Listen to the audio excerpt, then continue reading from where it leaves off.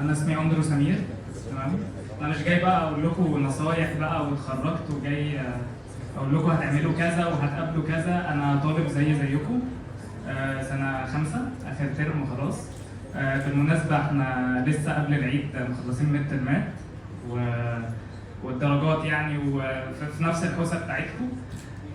انا جاي النهارده اشارككم التجربه بتاعتي. طبعا حابب اشكر اي بي اس اف، تمام، ان هم استضافوني ان انا اشارككم التجربه بتاعتي.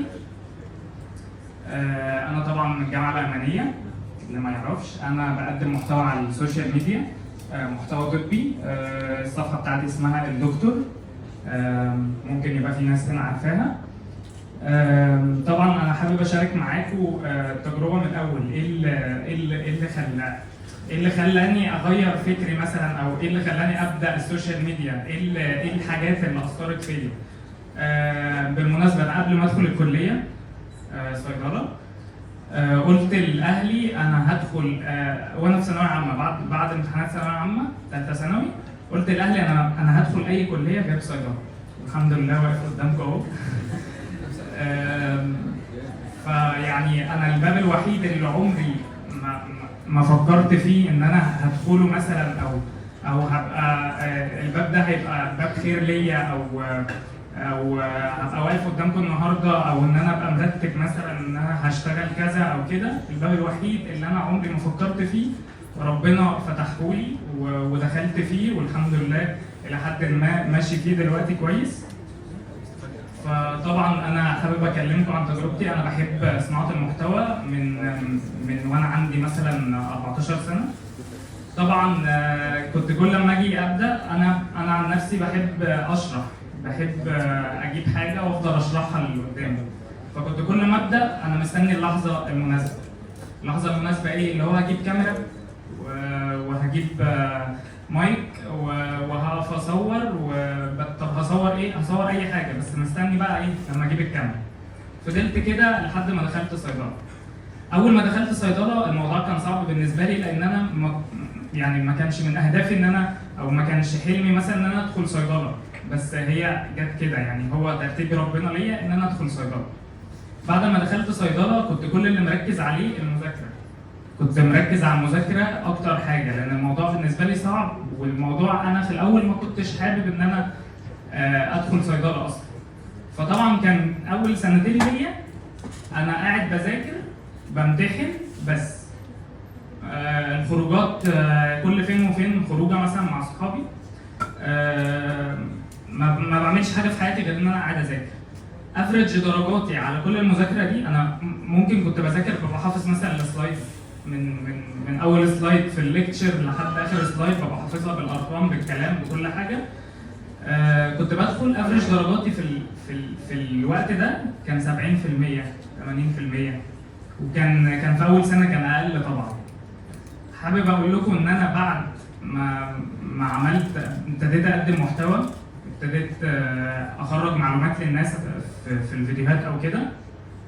افريج درجاتي دلوقتي حالا يعني في السنه اللي احنا فيها او في الترم اللي احنا فيه، انا الميد ترم ده انا جايب 90. فدي حاجه مهمه انا حابب اوضحها او حابب هايلايت عليها، ان انتوا لو بتعملوا حاجه جنب المذاكره بتاعتكم، الحاجه اللي انتوا بتحبوها، ده هيفرق معاكم جدا في حياتكم بشكل عام، في درجاتكم، في التفكير بتاعكم. فطبعا اي حد عنده اي حاجه هو بيحبها يعملها، مش شرط يبقى مقابل فلوس. المقابل لو مقابل نفسي هو هيريحك انت بدون اي مقابل مادي، الموضوع هيفرق معاكم.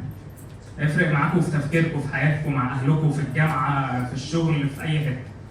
طبعا مش هكدب عليكم اقول لكم انا مرتب بعد ما اتخرج انا هروح اشتغل في المكان الفلاني، في الصيدليه الفلانيه، في الشركه الفلانيه، هشتغل ميديكال ريب، برودكشن. انا مش مرتب اي حاجه، انا زيكم، تمام. بس اهم حاجه تحطوها في دماغكم ان انتوا تحطوا دايما ربنا قدامكم، وانتوا بتصلوا دايما تقولوا يا رب مشي حياتي زي ما انت عايز.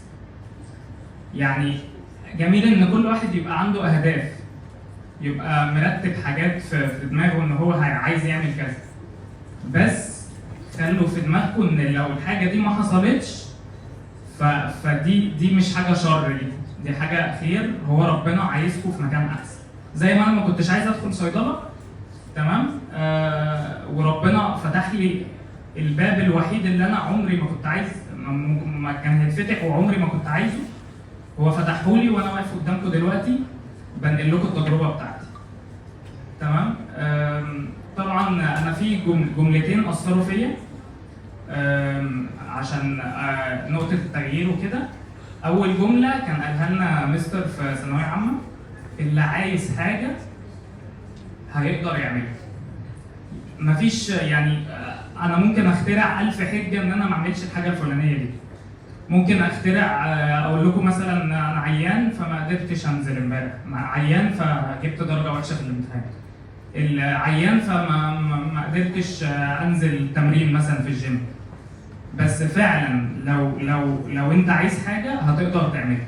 تشيل العذر ده، هتدخل لدماغك ان انت خلاص انت لازم تعمل الحاجه دي.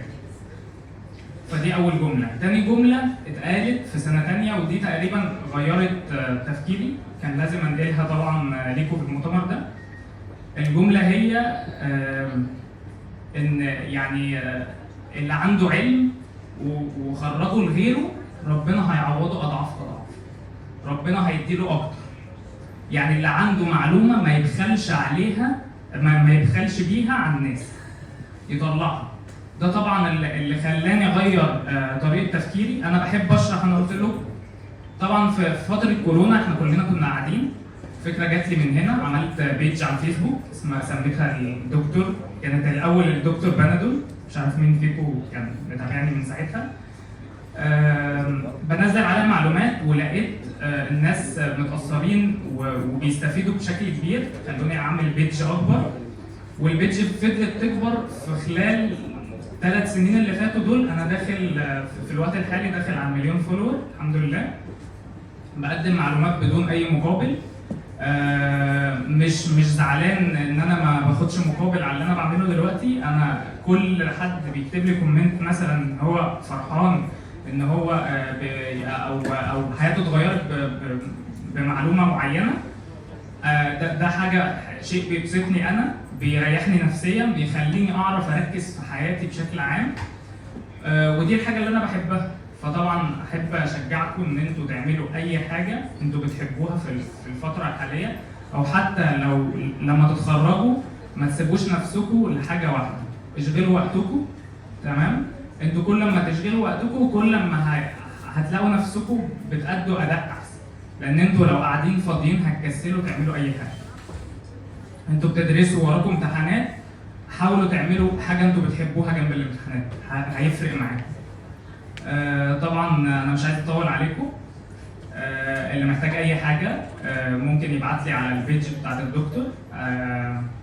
انا حاولت على قد ما اقدر انقل لكم النقط اللي كانت نقط تغيير في حياتي ممكن تفرق معاكم. انا طالب زيكم واتمنى ان انتم تكونوا استفدتوا، وشكرا.